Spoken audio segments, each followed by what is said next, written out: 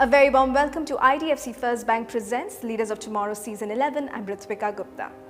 Tonight we'll be deep diving into the world of logistics with two leading players to try and understand the big ideas that are going to shape the future of the industry and the involvement of SMEs within this domain.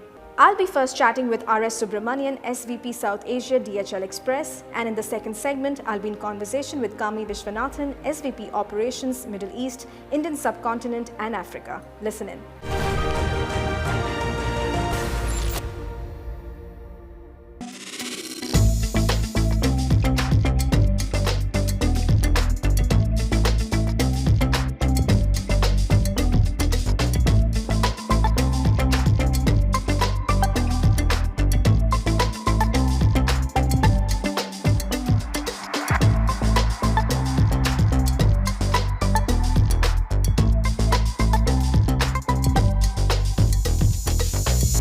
Thank you so much, Mr. Subramanian, for joining us today on Leaders of Tomorrow.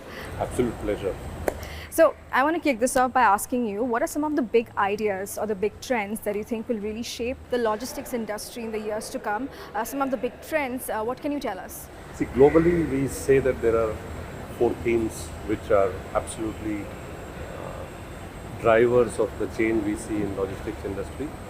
And in my view, even the economy per se.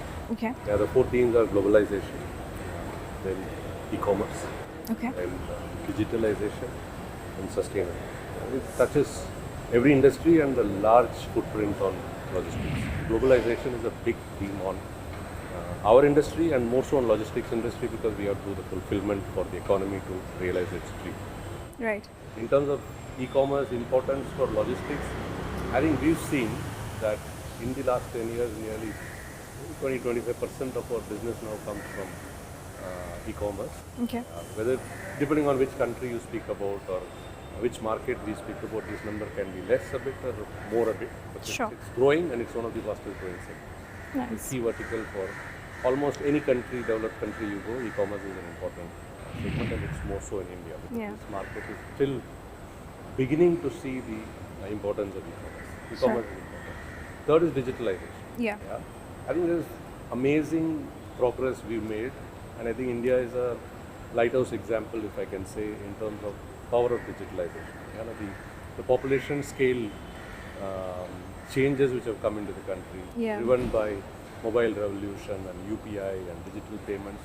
So digitalization is here to stay and digitalization for India is important. Sure. So much talk about sustainability. DHL as a group committed that by 2050 we'll be a carbon neutral company. Wonderful. Massive commitment.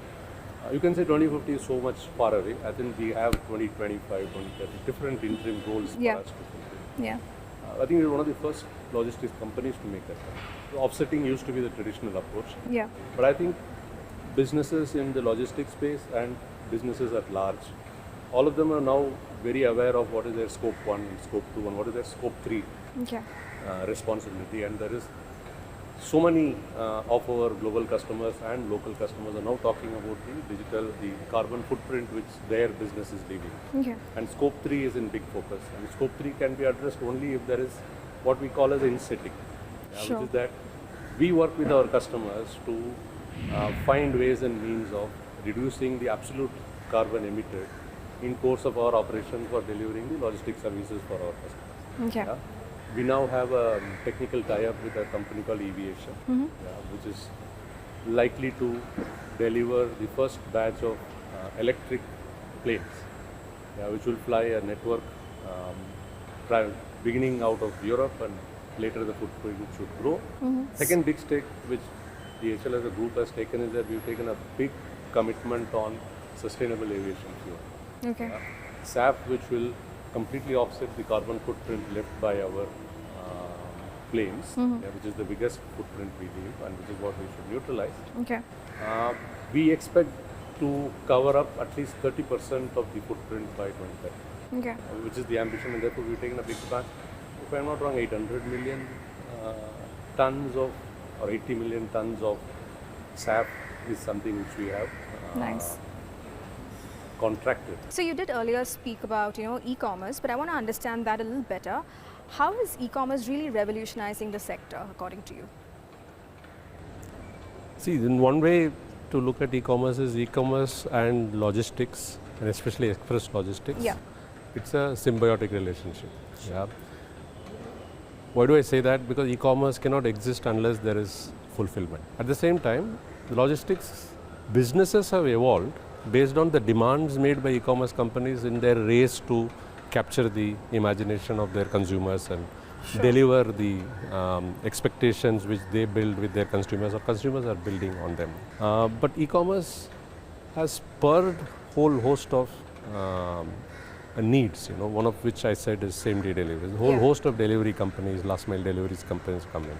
E-commerce fulfillment is a science on its own. Mega warehouses, the fulfillment requirement of wide range of how do you warehouse them, how do you inventorize them, what is the middle mile logistics, what is the first mile logistics from manufacturers into e-commerce entities. So far people think e-commerce is B2B, B2C, or D2C. Now e-commerce and e-commerce led behaviors are influencing B2B commerce. For example, there is a DHL study in 2021, global study, which says that which says that more than 70% of all decision makers in B2B entities in the next 5 years will be Gen Z or Gen X. All of them have grown consuming the e-commerce services, and therefore their behaviors reflect a typical B2B buy. So this is changing the way businesses operate and changing the demand businesses place on logistics companies, and changing the way logistics companies have to think about what their B2B customers are needing. So in the e-commerce space, if you see what is the big emerging trend, it is B2B becoming e-commerce led, and therefore it's a bigger play than even B2C now. So Mr. Subramanian, you've been on the show before on Leaders of Tomorrow, and we actually aim to empower SMEs, MSMEs, and I want to understand how DHL is, taking up initiatives to really boost the growth for this particular sector. What are the sort of initiatives that you're taking? What can you tell us? See, one of the biggest interests for us to feature on Leaders of Tomorrow is because it has got a great SME footprint. Similar to DHL, I think more than 60 to 65% of our businesses come from SMEs. So therefore we have a fantastic SME footprint, and my bullseye target audience at all time is our SMEs. So therefore what do we do for SMEs? One of it's in different aspects.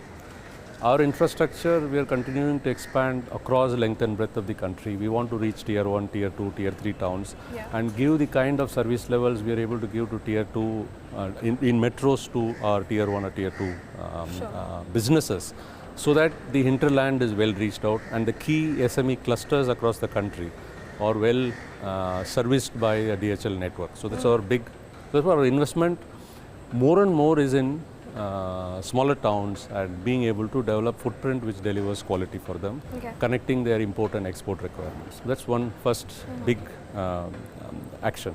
Our outlook in terms of how do we help them is to give them tools which make it simple for them to interact with the logistics service provider in preparing their shipments, in making their documentation, ensuring that their exports or imports are running seamlessly. And where there is a knowledge gap for them, we are available to give them the right advice in terms of procedures, not just in the country, but internationally in any markets they are looking to export. So that's one big support DHL provides, and we are sort of a one-stop shop for them. Off late, we are helping them go online and exploit the power of e-commerce. But the concept is the same, which is that if you understand how you can, one, if you're interested in doing exports, we are here to help you. We have a tool called Diet, which helps end-to-end visibility of all their imports right through customs clearance, and therefore it makes life simple. Payments are a problem, so therefore you help them make digitalized payments to tools, so the whole variety of them are in place. And what are some of the patterns are you seeing in the SME customer base? Maybe some of the trends which you can talk to us about? See, patterns are one big difference in the last 5-6 years is I think there is a significant amount of formalization of trade. The SMEs I see are far more organized, and so for the demands they make and the kind of business interests they have and the way at which they are looking at the overseas markets is significantly different. There is significant amount of more confidence now.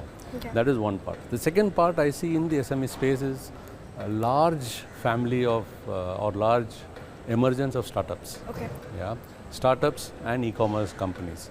For example, 5 years back, if I had to put a number, maybe we had 500, 400, 600 e-commerce companies doing business with us. Yeah, today if I go and take a stock count, I think it's more than 5,000. Okay. So there's an emergence of a lot of e-commerce players who are using express companies to do exports out of the country. Yeah. Finally, as we wrap up this conversation, tell me, what is the road ahead for DHL? What are your expansion plans, future plans? What can you tell us? I think one, we are absolutely greatly positive because very, very well invested as DHL Express and as a group in the country.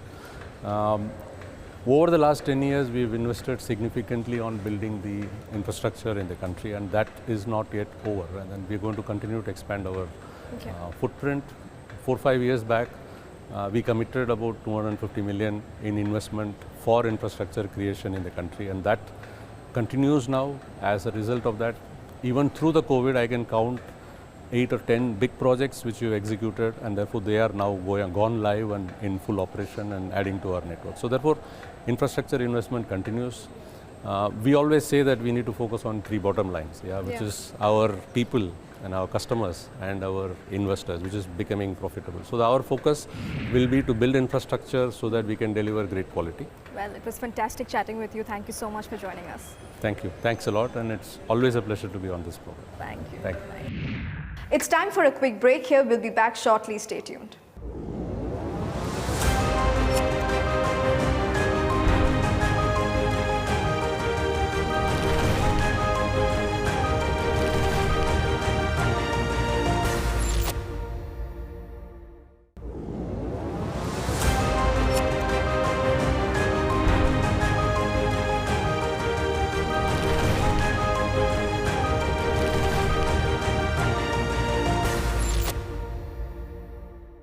Welcome back. You're watching IDFC First Bank Presents Leaders of Tomorrow Season 11, and on the hot seat right now is FedEx Express.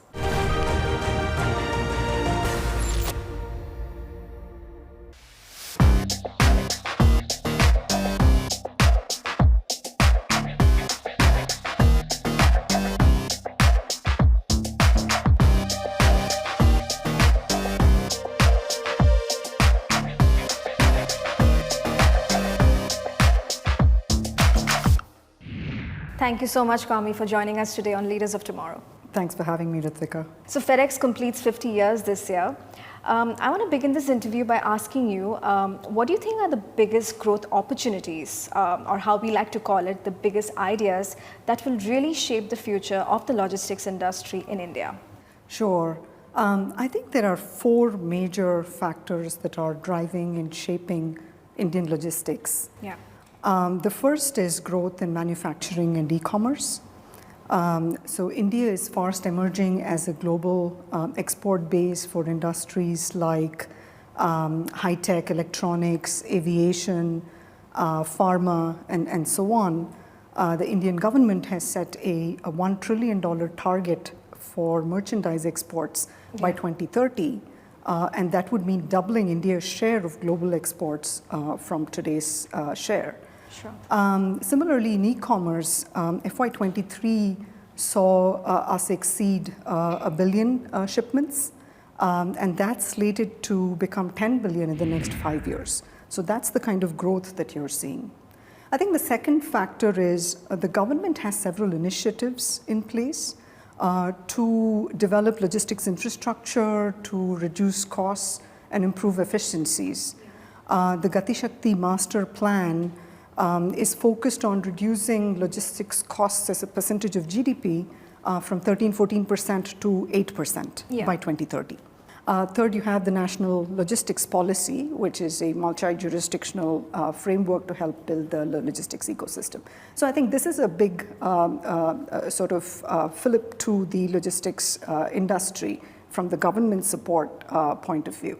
Mm-hmm. The third factor, which I think will shape how this growth will look like, is the move towards green logistics. Okay. So the drive towards sustainable operations, the efforts to build an ecosystem that is green with customers, suppliers, and other stakeholders.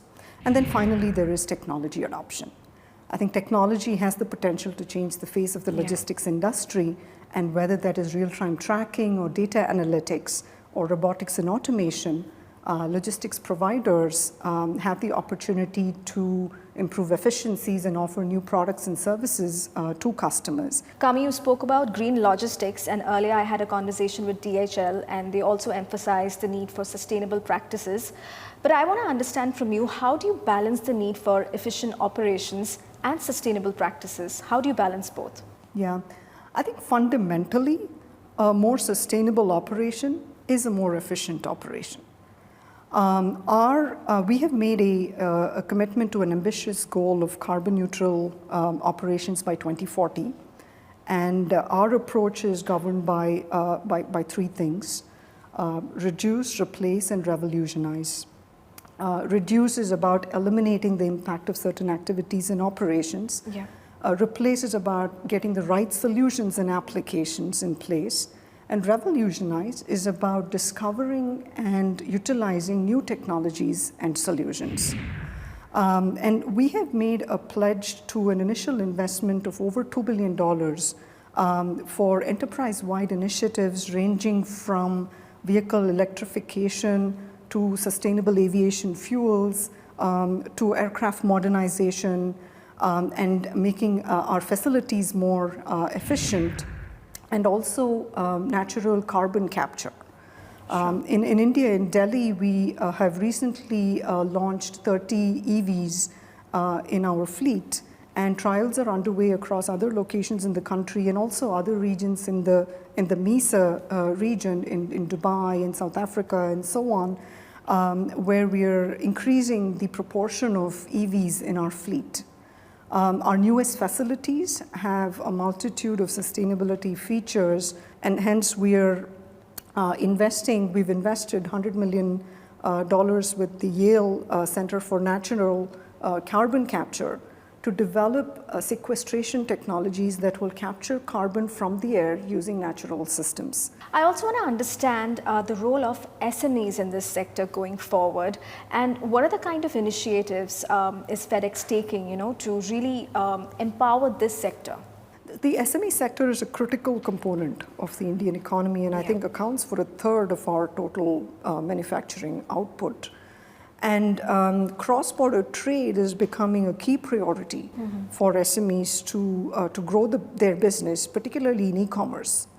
And FedEx enables SMEs to achieve their full potential by connecting them with a world of possibilities through our global network, through tailored solutions and value-added services, from online account opening to a simplified shipping experience, to enabling SMEs offer their customers with more control over their delivery preferences. We're focused on enhancing the overall experience. Okay. We're also supporting SMEs by building a collaborative environment to help them overcome some of their business challenges. So shifting gears a little bit, I want to try and understand some of the key challenges, especially when it comes to diversity, equity, and inclusion initiatives, especially for people in leadership roles. What would your advice be to companies who are looking to overcome these challenges? Sure. I think there still exist several challenges in increasing DEI focus, and whether that is societal expectations and norms, or whether that is organizational policies and biases, or the lack of a care and support ecosystem for employees. And I think a recent Lean and McKinsey report indicated that women leaders, for example, are leaving their jobs at the highest rate ever, because they don't find support for flexibility, employee well-being, and DEI in the workplace.